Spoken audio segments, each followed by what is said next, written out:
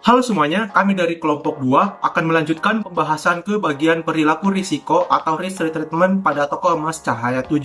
Bagian ini menjelaskan bagaimana cara toko menangani risiko-risiko yang telah dianalisis sebelumnya. Berdasarkan hasil evaluasi risiko, terdapat dua kategori utama, yaitu high level risk dan medium level risk. Sementara itu, kategori low level risk tidak ditemukan dalam analisis kami, karena sebagian besar risiko yang dihadapi toko masih tergolong cukup serius dan membutuhkan pengawasan lebih lanjut. Sekarang, mari kita bahas satu persatu dimulai dari risiko dengan tingkat tinggi. Risiko tinggi pertama adalah R2, stok emas hilang karena karyawan ceroboh atau terkena penipuan.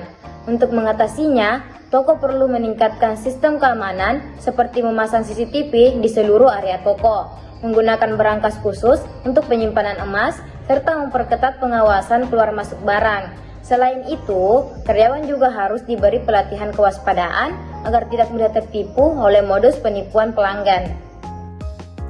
Selanjutnya R3, yaitu kerugian akibat harga emas turun dan keterbatasan kas. Langkah yang bisa dilakukan adalah menyiapkan dana cadangan darurat untuk menjaga kestabilan keuangan dan menjalin kerjasama dengan lembaga keuangan atau toko emas lainnya agar modal selalu tersedia.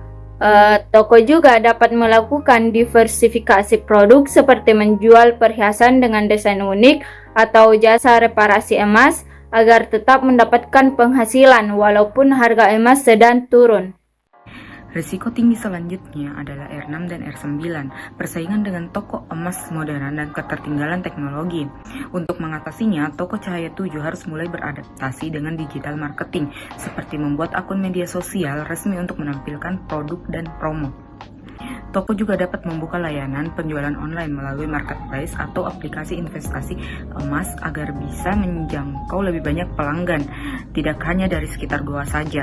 Berikutnya kita masuk ke risiko sedang, medium level risk, yaitu R1, R5, R7, dan R8. Untuk R1, kesalahan pencatatan transaksi, toko harus melakukan pengecekan data harian dan mencatat transaksi secara manual dan digital. Lalu R5, ketergantungan pada pemilik. Solusinya dengan memberikan pelatihan kepada karyawan agar bisa mengambil keputusan kecil tanpa menunggu pemilik.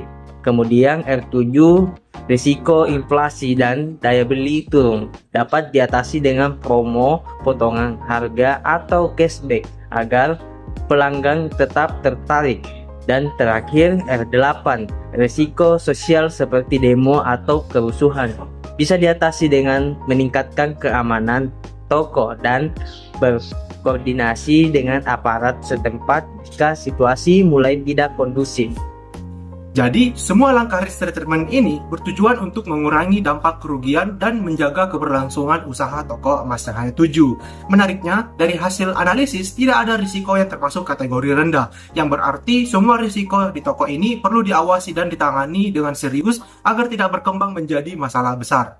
Dengan penerapan prinsip ICO 31000, diharapkan toko ini menjadi lebih aman, efisien, dan mampu bersaing di era modern. Sekian dari kami, terima kasih atas perhatiannya.